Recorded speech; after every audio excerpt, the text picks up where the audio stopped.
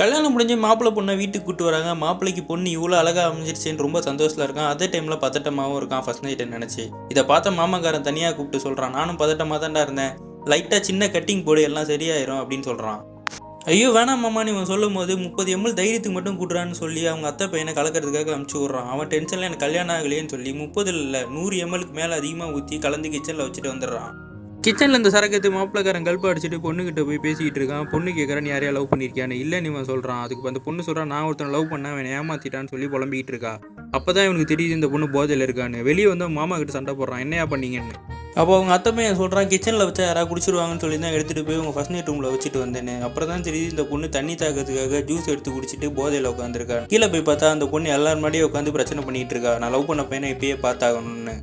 கீழே வந்து நான் மாப்பிள்ளக்கார மாமாவை கை காமிச்சு இவர் தான் இப்படி பண்ணாருன்னு சொல்கிறான். அதுக்கு மாமாவோட ஒய்ஃப் திட்டுறாங்க, ஏங்க நம்ம ஃபர்ஸ்ட் நைட்டில் தான் இந்த மாதிரி சரக்கு அடிச்சிட மாட்டேன், நீங்கள் இவனையும் ஏங்க இப்படி பண்ணீங்கன்னு. இதை கேட்டோன்னு மாப்பிள்ளை ரொம்பவே நொந்து போயிடுறான்.